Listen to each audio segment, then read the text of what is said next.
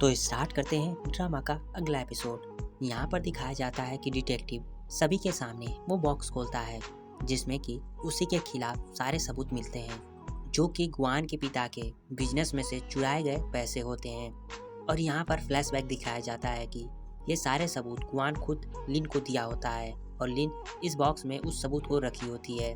ये देखने के बाद गुआन के पिता वहाँ पर खड़े हो जाते हैं और वो उन पर भड़क उठते हैं और वो कहते हैं कि ये क्या है, तुम ही देखो। अगले सीन में दिखाया जाता है कि गुआन लिन को घर ले आता है और उसके पैरों पर लगी चोट को बैंडेज करता है और वो कहता है कि तुम आगे से अकेली कहीं मत जाया करो, कितना खतरनाक है। जिस पर कि लिन उसे शुक्रिया अदा करती है। उसके बाद गुआन कहता है कि तुमने अपने बारे में कुछ भी नहीं बताया और वो तुम्हारे गले पर निशान कैसा है। जिस पर कि लिन उसे कहती है कि तुम मेरे लिए बहुत ज़्यादा तत्पर हो, इसकी कोई ज़रूरत नहीं है, हम लोग बस एक पार्टनर और फ्रेंड्स हैं। और उसे कहती है कि आगे से ऐसा कुछ करने की कोई ज़रूरत नहीं है। जिस पर कि गुआन उससे कहता है क्यों नहीं, मैं तुम्हारा हस्बैंड हूँ। ये सुनने के बाद लिन के मन में थोड़ी सी फीलिंग आती है और यहाँ पर सीन कट हो जाती है। दूसरी ओर दिखाया जाता है कि डिटेक्टिव मेयर से माफ़ी मांगते हुए कहता है कि मुझे इस बार बचा लीजिए। जिस पर कि मेयर कहते हैं तुमने मिस्टर जाओ के पैसे गबन किए हैं और तुम्हें पता है कि तुमने क्या किया है। जिस पर कि वो बहुत माफ़ी मांगता है और वह कहता है कि मैं आगे से ऐसा कुछ भी नहीं करूँगा। जिस पर कि मेयर कहते हैं तुम्हें इसका हर्जाना तो भुगतना पड़ेगा और उसे चाकू दे देते हैं। जिस पर कि डिटेक्टिव खुद की उंगलियां काटने वाला होता है। तभी मेयर उसे रोकते हैं और कहते हैं तुमने इतने साल तक मेरा साथ दिया है, इसलिए मैं तुम्हें लास्ट बार बचाता हूँ। और उसे कहते हैं कि तुम्हें कुछ भी करके 3 दिनों में उस लिन से छुटकारा पाना होगा। और दूसरी ओर दिखाया जाता है कि गुआन के पिता मिस्टर जू वो भी लिन के फैमिली को मारने में शामिल होते हैं। और दूसरे दिन दिखाया जाता है कि जब लिन कपड़े के स्टोर से कपड़े लेकर बाहर आ रही होती है तो वहाँ पर डिटेक्टिव उसका पीछा कर रहा होता है। वहाँ पर लिन एक रिक्शे में बैठकर जा रही होती है। इधर डिटेक्टिव एक कार उस रिक्शे की ओर ले जाता है और वहाँ पर उस रिक्शे को उड़ा देता है। उसके बाद डिटेक्टिव अपनी कार से बाहर आता है और गन से लिन को मारने वाला होता है, लेकिन वहाँ पर देखता है कि लिन के स्थान पर कोई और औरत होती है जो कि ठीक लिन की तरह कपड़े पहनी होती है। ये देखते ही डिटेक्टिव वहाँ से भाग निकलता है।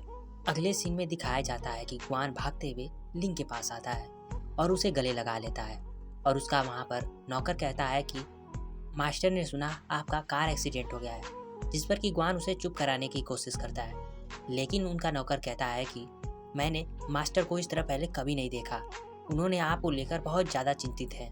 उसके बाद गुआन वहाँ से चला जाता है और लिन सोचती है कि जैसा मैंने सोचा था वही हुआ। असल में जिसका एक्सीडेंट हुआ होता है वो गुआन की स्टेप मदर होती है। कुछ समय पहले लिन उसकी मदर से मिलने जाती है, जहाँ पर वो थोड़ी उसकी मदर की तारीफ करती है और अपने कपड़े दिखाकर कहती है कि ये स्पेशली मैंने आपके लिए बनवाया है, और वो कपड़े उन्हें दे देती है। दूसरी ओर दिखाया जाता है कि उसकी स्टेप मदर और गुआन के पिता मेयर पर बहुत ज़्यादा गुस्से होते हैं और उससे पूछते हैं कि क्या तुमने उसे बचाने की कोशिश की। जिस पर कि मेयर कहता है इसमें कोई भी मेरा हाथ नहीं है, और वो कहता है कि मैं ज़रूर डिटेक्टिव यंग को पकड़कर आपके सामने ले आऊँगा और अपने बेगुनाही का सबूत आपको दूंगा। अगले सीन में दिखाया जाता है कि लिन अपने कमरे में सो रही होती है तो वहाँ पर गुआन पहुँचता है और उसे बहुत करीब से देखने लगता है और वो कहता है कि जब तुम साइलेंट रहती हो तो कितना क्यूट लगती हो। और फिर वो अपने बचपन के दिनों को याद करने लगता है, जब वो छोटा था और पहली बार जू मैनर में गया था तो वहाँ पर उसने एक कमरे में बंद लड़की को पाया जो कि लिन होती है। अगले सीन में यंग छुपते छुपाते हुए पुलिस स्टेशन में पहुंचता है और वहां पर फाइल रूम से एक फ़ोटो निकालता है जो कि लिन की फैमिली की होती है, जिसमें कि लिन भी होती है, जिसे कि डिटेक्टिव देखकर पहचान जाता है और कहता है कि इसीलिए तुम इतना फैमिलियर क्यों लग रही थी। अगले सीन में दिखाया जाता है कि यंग को चारों ओर पुलिस ढूंढ रही होती है और दूसरी ओर मिस्टर जू का नौकर बताता है कि अभी भी यंग नहीं मिला है।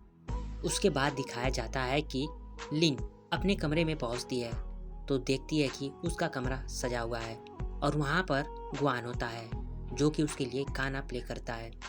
उसके बाद वह लिन को ड्रिंक ऑफर करता है और उसे एक गिफ्ट देता है और वो कहता है कि तुम खुद ही खोल कर देख लो, जिसमें कि रिंग होता है।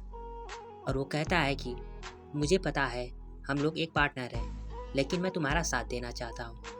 और वह रिंग लिन को पहनाने के लिए उसके हाथ को आगे करता है, लेकिन लिन अपने हाथ पीछे कर लेती है और कहती है कि जैसा मैंने कहा था हम लोग पार्टनर हैं और हम लोग इस पर राजी भी हुए थे। और कहती है कि मैं जल्द ही लिन यहाँ टाउन छोड़कर चली जाऊंगी तुम्हारे इस शादी से पहले, और मुझे यहाँ हमेशा के लिए नहीं रहना है। उसके बाद गुआन खड़ा होता है और कहता है कि लोगों को लगता है कि मेरे पास सब कुछ है, पैसा है, स्टेटस है, पावर है, लेकिन कौन जानता है मुझे इन चीज़ों की बिल्कुल फिक्र नहीं है और मुझे क्या चाहिए। ये सारी बातें लिन सुन रही होती है और अंदर ही अंदर उदास हो रही होती है। उसके बाद लिन कहता है कि कोई बात नहीं, मैं तुम्हारा पार्टनर हूँ, मैं तुम्हारी पूरी तरह मदद करूँगा, जो चाहे वो मैं करूँगा। उसके बाद वो वहाँ से जाने लगता है और कहता है कि जो अभी अभी मैंने इस रिंग की बात की उसे भूल जाओ, और कहता है कि शादी के जोड़े में तैयार होना मत भूलना, क्योंकि इस शो को अभी भी कंप्लीट करना बाकी है। और वो वहाँ से चला जाता है। अगले सीन में दिखाया जाता है कि लिन अपने वेडिंग ड्रेस को ट्राई करती है जहाँ पर गुआन होता है, और वो उसके बहुत करीब चला आता है, जहाँ पर लिन सोचती है कि मैं खुद को गुआन से प्यार करने के लिए इजाज़त नहीं दे सकती। उसके बाद गुआन उसे पीछे से हक करता है और कहता है कि तुम पहले से कितनी पतली हो गई हो। अगले सीन में गुआन और लिन की वेडिंग डे दिखाई जाती है, जहाँ पर ढेर सारे लोग आए होते हैं और लिन तैयार हो रही होती है, तो उसके कमरे में वहाँ पर यंग बंदूक लेकर आ जाता है और वह उससे कहता है कि हम लोग फिर मिल गए, और वह उसके असली नाम से यानी जू टोंग के नाम से बुलाता है। अगले सीन में दिखाया जाता है कि गुआन बाहर लिन का वेट कर रहा होता है और वहाँ पर उसका नौकर आता है और कहता है कि लगता है आप किसी का इंतज़ार कर रहे हैं। इस पर कि गुआन कहता है कि उसे इतना टाइम क्यों लग रहा है। तो वो नौकर कहता है कि मेकअप करने में वो तो आपसे ज़्यादा नर्वस होंगी, लेकिन आप ज़्यादा नर्वस लग रहे हैं। अगले सीन में दिखाया जाता है कि लिन को यंग गन पॉइंट पर बाहर ले आता है। ये देखने के बाद सब लोग चौंक जाते हैं। उसके बाद वो धीरे धीरे सीढ़ियों से नीचे आते हुए सभी को जू फैमिली और मेयर की सारे गंदे इरादे के बारे में बताना चाहता था। और यहाँ पर थोड़ा सा फ्लैशबैक दिखाया जाता है कि जब यंग लिन के कमरे में पहुँचता है और उसके ऊपर बंदूक तानते हुए उसे मारने वाला होता है, तो लिन कहती है कि तुम मुझे मारकर तुम्हें क्या मिलेगा, हो सकता है तुम मेयर को खुश कर सको, लेकिन तुम्हें पता है कि तुमने बस मास्टर जू के दूसरी पत्नी को थोड़ा सा नुकसान पहुंचाया।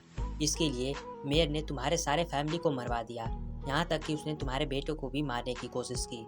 उसके बाद वो एक लॉकेट दिखाती है जिसमें कि बुलेट लगा होता है और कहता है कि जब तक कि मेरे आदमी वहाँ तक पहुँचते बस तुम्हारा बेटा ही था जो कि जिंदा बच सका। और कहती है कि तुम मेयर के बस पालतू कुत्ते हो, वो तुम्हारा यूज़ कर रहा है और तुम्हें फिर मार देगा।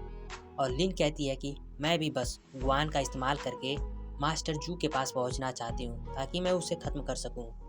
उसके बाद यंग सभी के सामने उनकी पोल खोलने वाला होता है और मेयर को मारने वाला होता है। तभी वहाँ पर दूसरी गन जो कि मास्टर जू ने यंग के ऊपर चला देते हैं, जिससे कि यंग मर जाता है। लेकिन मरते मरते उसके हाथ से जो गन होती है उससे बुलेट फायर हो जाती है और वो लिन को लगने वाली होती है, लेकिन उसके सामने वहाँ पर गुआन आ जाता है और वो बुलेट गुआन को लग जाती है।